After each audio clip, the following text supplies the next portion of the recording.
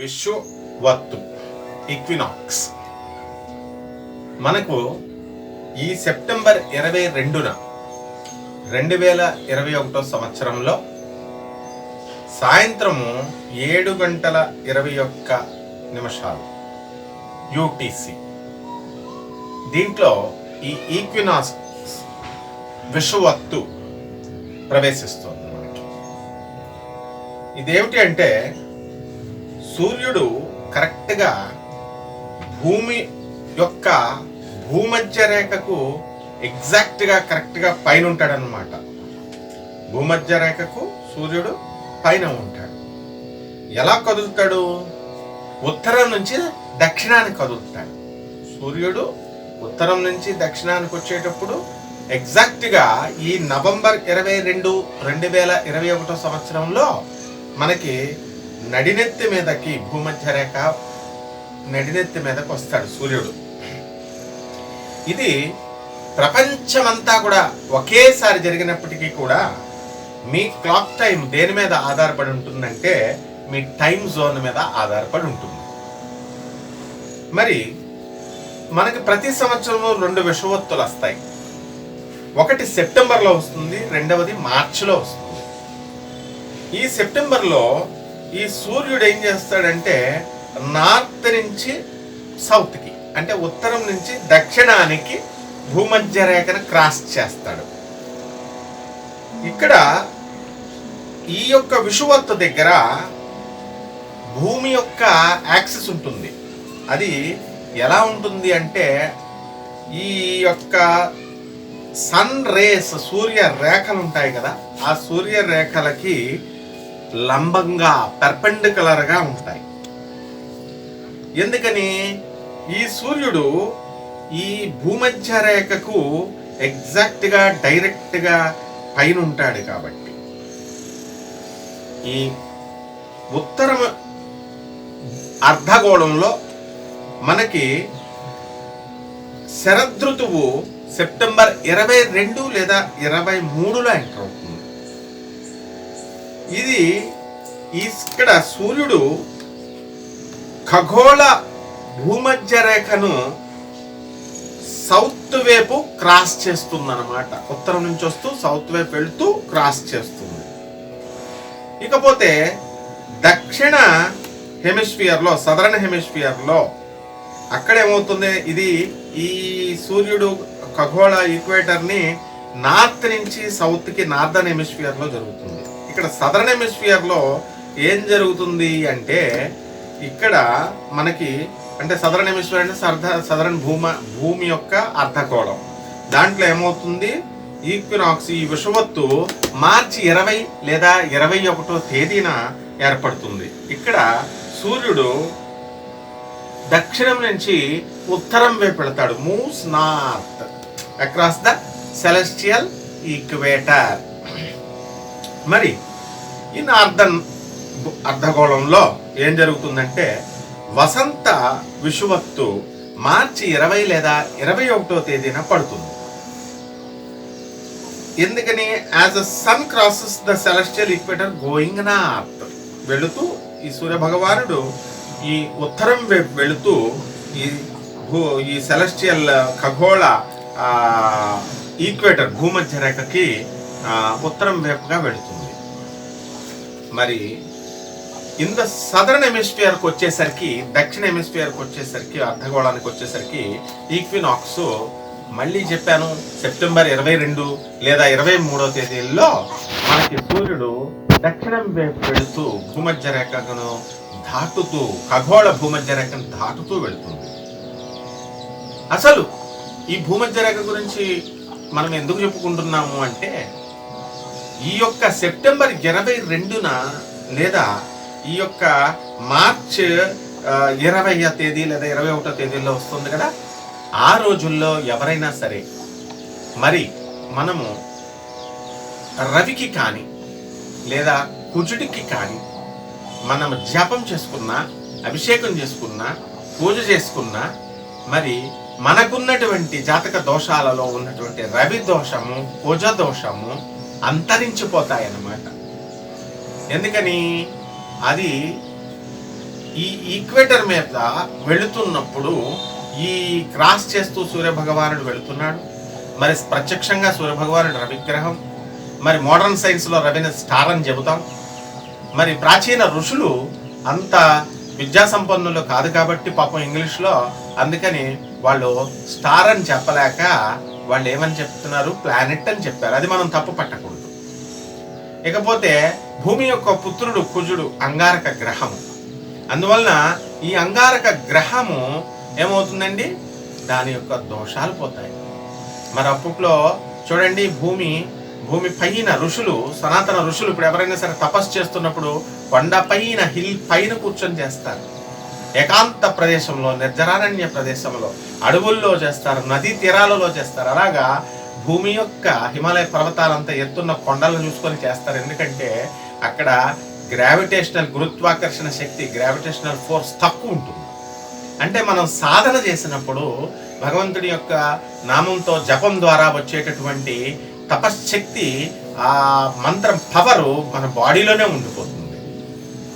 మరి ఆ గురుత్వాకర్షణ శక్తి ఏం చేస్తుందండి, భూమికి ఆకర్షించేస్తుంది ఎక్కువైతే. అంటే మనం చేస్తే ఒక 100 వచ్చింది అనుకోండి, అంతరంలో పవరు 50% క్రిందకి వెళ్ళిపోతుంది, భూమి లాగేస్తుంది. ఏ విధంగా మనం భూమిని చూడండి, కరెంట్ వేసినప్పుడు అర్థింగ్ ఇచ్చారా అని అడుగుతారు. భూమిని, ఆ వైర్ని తీసుకెళ్ళి భూమికి ఎందుకు కనెక్ట్ చేస్తాము అంటే, కరెంటు భూమిలోకి ప్రవహిస్తుంది. అందువలన మనకి అది లేకపోతే షాక్ కొట్టడం ఇలాంటివన్నీ జరుగుతాయి. కంప్యూటర్లు అవి, ఫ్రిడ్జ్లు, రెఫ్రిజిరేటర్లు యూజ్ చేసినప్పుడు. అందుకే అర్థింగ్ ఉందా ఇంటికి అని అడుగుతారు. లేదా గోడలు ఝుమ్ ఝుమ్ అంటూ మనకి షాక్ కొట్టడము జరుగుతాయి. అంటే ఏంటంటే ఈ మంత్రశక్తి యొక్క పవరు దాంట్లోకి ఈ గ్రావిటేషనల్ ఫోర్స్ ఉంది కాబట్టి, తక్కువ ఉంది కాబట్టి కొండల పైన చేసినప్పుడు తక్కువగా ఉంటుంది.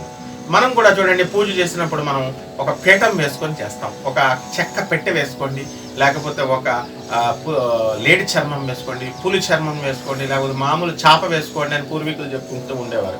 పులి చర్మాలు, లేడి చర్మాలు నేరం కాబట్టి తెచ్చుకోవడం. మరి చాప వేసుకొని, ఒక స్టూల్ వేసుకొని, ఒక పీట వేసుకొని జపం చేసుకోవాలి పూజ. అప్పుడు ఆ పూజ చేసినటువంటి వచ్చినటువంటి పవర్ ఏదైతే ఉందో అది అర్థలోకి వెళ్లకుండా మనలోనే ఉంటుంది. అసలు పూజ చేస్తే పవర్ వస్తుందా అండి అంటే, ఐన్స్టీన్ అనేటటువంటి శాస్త్రవేత్త E=mc² అనేటటువంటి ఈ ఫార్ములాని ఇచ్చారు. ఐన్స్టీన్స్ ఈక్వేషన్ అంటాం మనం దాన్ని. మరిది మాస్ ఎనర్జీ థియరం. అది అంటే ఎక్కడి నుంచి వచ్చిందండి ఇది? ఓం భూర్భువస్వః గాయత్రి మంత్రం. విశ్వామిత్ర మహర్షి ఇచ్చినటువంటి, కౌశికుడిచ్చినటువంటి, బుధకౌశికుడిచ్చినటువంటి మహర్షి ఇచ్చినటువంటి మంత్రము గాయత్రి మంత్రం. ఓం భూర్భువస్వః తత్సవితుర్వరేణ్యం భర్గో దేవస్య ధీమహి ధియో యో నః ప్రచోదయాత్. అందులో ఓం భూహు అంటే మా సబ్ది అత్, మా ద్రవ్యరాశి. దేని యొక్క ద్రవ్యరాశి? భూమి యొక్క ద్రవ్యరాశి. ఇది దేనితో సూచిస్తాము? ఫిజిక్స్లో స్మాల్ ఎంతో సూచిస్తాము.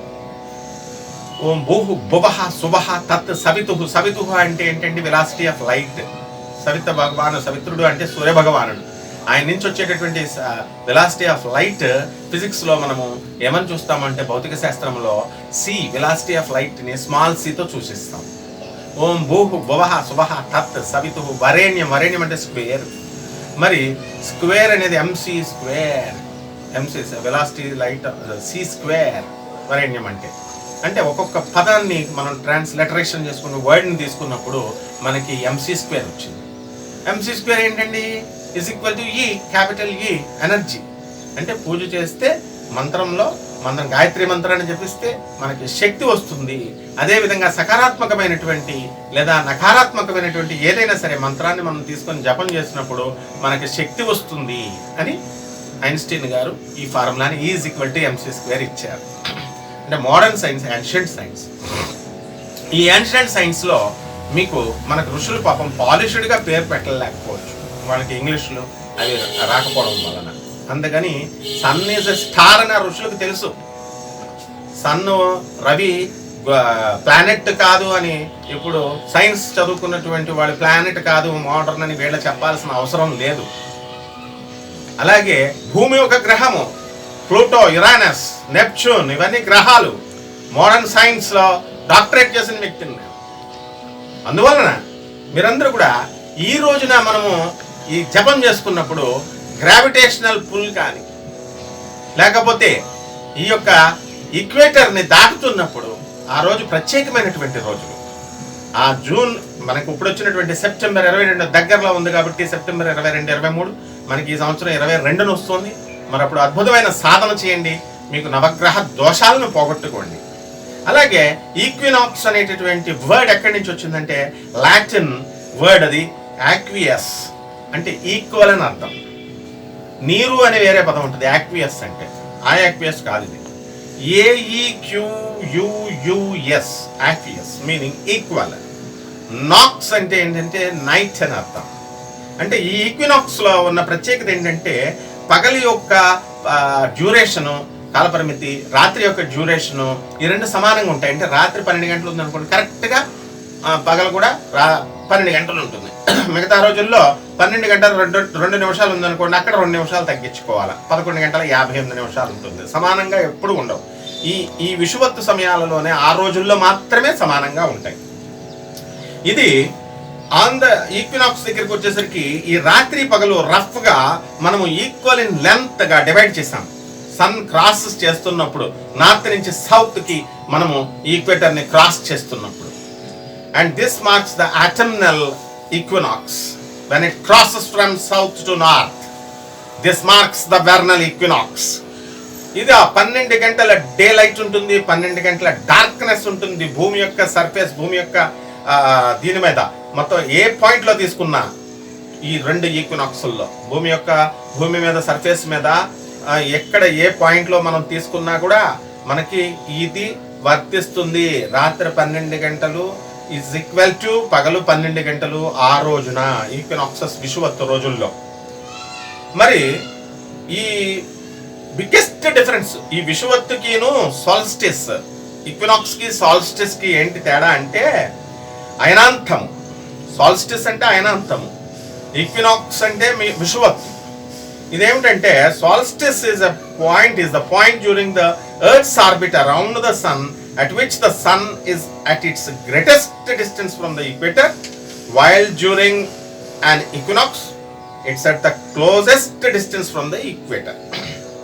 అంటే ఇది point during the earth's orbit. Earth orbit ఉంటుంది కదా, కక్షలో తిరుగుతాయి ఇవన్నీ ప్లానెట్స్ అన్ని కూడా. ఎర్త్ అవనియండి, ఏ ప్లానెట్ అయినా సూర్యుని చుట్టూ భూమి తిరుగుతున్నప్పుడు అప్పుడు ఏమవుతుందంటే డ్యూరింగ్ ద ఎర్త్స్ ఆర్బిట్ ఒక కక్ష ఏర్పడుతుంది. అక్కడ సూర్యుడు ఎంత మ్యాక్సిమం డిస్టెన్స్ భూమధ్య రేఖ నుంచి సూర్యుడు ఎంత దూరంలో ఉన్నాడో అంత దూరాన్ని మనము సాల్స్టిస్ అంటాం, అంటే అయనాంతం అంటాం. అందుకే మనకు 2 అయనాలు ఉంటాయండి, దక్షిణాయనము తర్వాత ఉత్తరాయణం అని. అలాగే ఈక్వినాక్స్ విషువత్తు దగ్గరికి వచ్చేసరికి అత్యంత దగ్గర దూరం ఉంటుంది భూమధ్య రేఖకిను సూర్యుడికి. ఇకపోతే నార్థర్న్ హెమిస్ఫియర్ లో అర్ధగోళంలోకి వచ్చేసరికి సమ్మర్ వేసవికాలం ఎండ్స్ అయిపోతుంది and fall starts, rainfall start అయిపోతుంది at the moment of the September equinox దగ్గరికి వచ్చేసరికి which occurs every year between September 21 and 24. September 21 నుంచి 24 మధ్యలో మనకి ఈ ఉత్తరం యొక్క అర్ధగోళంలో సమ్మర్ ఎండ్ అయిపోతుంది, వేసవికాలం ఎండ్ అయిపోయి వర్షాకాలం ఫాల్ స్టార్ట్ అయిపోతుంది. అది ఎనీ మూమెంట్ ఈ విషువత్తు సమయంలో ఈ యొక్క సెప్టెంబర్ 21 నుంచి 24 మధ్యలో. అండ్ ఫాల్ ఎండ్స్ ఎప్పుడు ఎండ్ అయిపోతుందండి రెయిన్ ఫాల్, అండ్ వింటర్ ఎప్పుడు స్టార్ట్ అవుతుంది అంటే ఎనీ మూమెంట్లో at the moment of the December solstice. డిసెంబర్లో మనకి అయనాంతం జరుగుతుంది, which occurs every year between December 20 and 23లో సాల్స్టిస్ అప్పుడు ప్రతి సంవత్సరం ఆ డేట్స్లో జరుగుతుంది. మరి మనకి 4 సీజన్స్గా చెప్పుకుంటున్నాం మనము. ఒకటి స్ప్రింగ్ సీజన్ వసంత ఋతువు, మార్చి ఏప్రిల్ మే. తర్వాత సమ్మర్ జూన్ జూలై ఆగస్టులో వస్తుంది. మరి ఆటమ్ వసంత ఋతువు సెప్టెంబర్ అక్టోబర్ నవంబర్లో. మరి వింటర్ శీతాకాలము డిసెంబర్ జనవరి ఫిబ్రవరిలో జరుగుతుంది. అందువలన ఈ వసంత ఋతువు ఎప్పుడైతే ప్రవేశిస్తుందో అప్పుడు కూలర్ అయిపోతుంది వాతావరణం అంతా. షార్టర్ డేస్, రోజులు తగ్గిపోతాయి, పగటి పరిమాణం తగ్గిపోయి రాత్రుల ప్రమాణం ఎక్కువ ఉంటుంది. And the annual explosion of colour from foliage and the inevitable clock change that comes with the end of the daylight saving time. అంటే డే టైం తక్కువ ఉండి రాత్రులు పెరుగుతాయి అన్నమాట, డే టైం సేవ్ అవుతుంది. ఆ తర్వాత విషువత్తు దగ్గరికి వచ్చేసరికి exact moment when the sun enters an imaginary line in the sky. ఇక్కడ విషువత్తు ఏమని చెప్పుకోవచ్చు, ఈ సూర్య భగవానుడు ఇమాజినరీ లైన్స్ ఆకాశంలో ఊహాతీతమైనటువంటి ఊహించేటటువంటి, ఊహాతీతం అంటే ఊహకు అతీతం కాదు, ఇమాజినరీ అంటే కల్పితమైన, ఊహించడానికి ఊహాజనితమైన ఆ లైన్లో ఈ సన్ ఎంటర్ అవుతాడనమాట. అని ఆ మొమెంట్, ఎగ్జాక్ట్ మొమెంట్ ఏదైతే ఉందో ఆ రోజుని మనము విషువత్తు అంటాము. అదే సెప్టెంబర్ 22 చాలా పవిత్రమైన రోజు. మరి అంద స్ప్రింగ్ అండ్ ఆటమ్ ఈక్వినాక్సెస్ దగ్గరకు వచ్చేసరికి, అందువల్ల ఈ సౌర కోణములో every region of one planet will experience close to 12 hours of daylight and 12 hours of darkness అనుభవిస్తుంది. అందువలన మనకి ఈ భగవంతుడిని నమ్ముకుని నవగ్రహాలను నమ్ముకున్నటువంటి వ్యక్తులు ఎవరైతే ఉన్నారో, మరి ఆ రోజున మీరందరూ కూడా గురుత్వాకర్షణ శక్తి మా విషయాన్ని ప్రక్కన పెట్టి, మరి ఇది పవిత్రమైన దినం కాబట్టి ఈ సెప్టెంబర్ 22న మీరందరూ కూడా జపం చేసుకోండి చక్కగా. మరి భగవంతుడి మీ ఇష్టదైవాన్ని, దాని ద్వారా మీరు అనంతమైనటువంటి శక్తిని పొందుతారు. శుభం అస్తు.